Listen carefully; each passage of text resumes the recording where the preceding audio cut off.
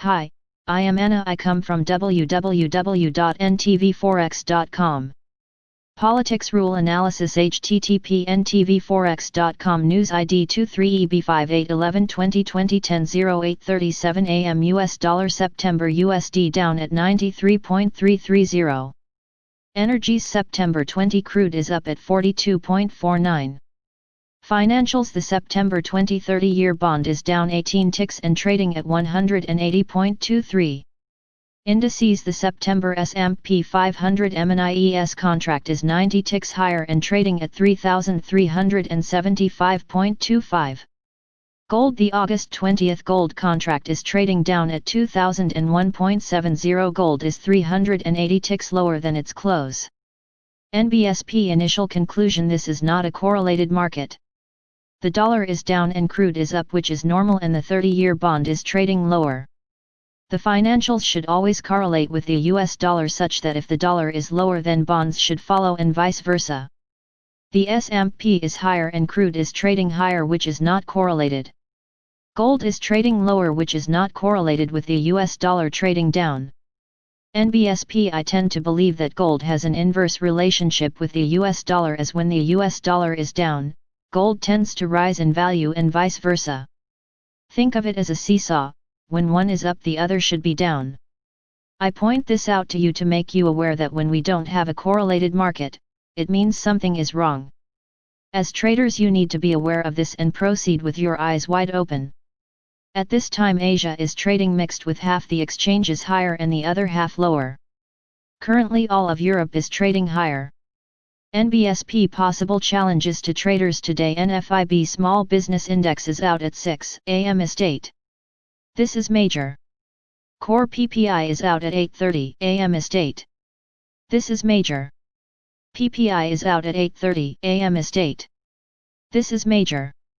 Mortgage delinquencies tentative. NBSP Treasuries VE elected to switch gears a bit and show correlation between the 30-year bond ZB and the S&amp futures contract. The S&amp contract is the Standard & Poor's, and the purpose is to show reverse correlation between the two instruments. Remember, it's likened to a seesaw: when up goes up the other should go down and vice versa. Yesterday the ZB made its move at around 10 AM Estate.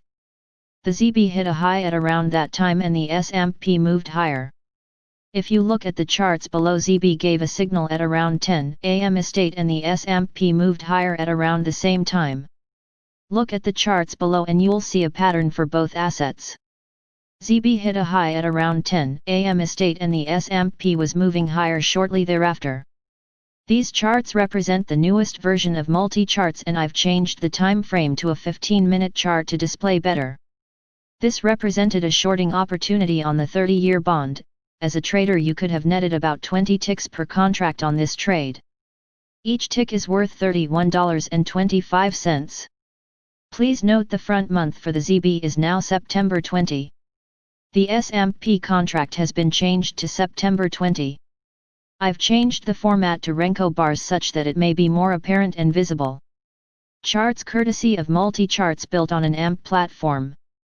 NBSP bias. Yesterday we gave the markets a neutral bias as we didn't see much in the way of correlation. All instruments were pointed higher and that doesn't bode well for a market with direction. The Dow gained 359 points, the S&amp gained 9 but the Nasdaq dropped 43. All in all a mixed or neutral day. Today we aren't dealing with a correlated market and our biases to the upside. Could this change? Of course. Remember, anything can happen in a volatile market.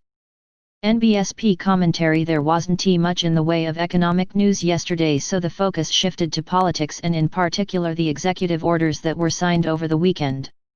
In truth, these orders are symbolic at best and have no weight, as Congress controls the purse string, not the executive branch. And while we're at it, we need to be more realistic on these orders.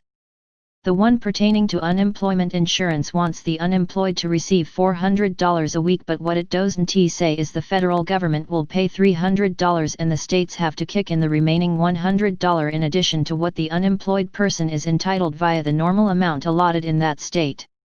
E.g., Mississippi allows a maximum benefit of $235 a week. The state has to pay that plus the additional $100 for that person to receive the total amount of $635 a week. The problem is that most states don't have monies for the additional amount that Trump is demanding. Another issue: payroll tax reduction, which will have an impact on Social Security and Medicare. Subscribe our channel to receive the news as soon as possible. Thank you for watching. If you want to read real-time news, text messages to MT5 Expert Advisors page at https://m.me/mt5.expert.advisors.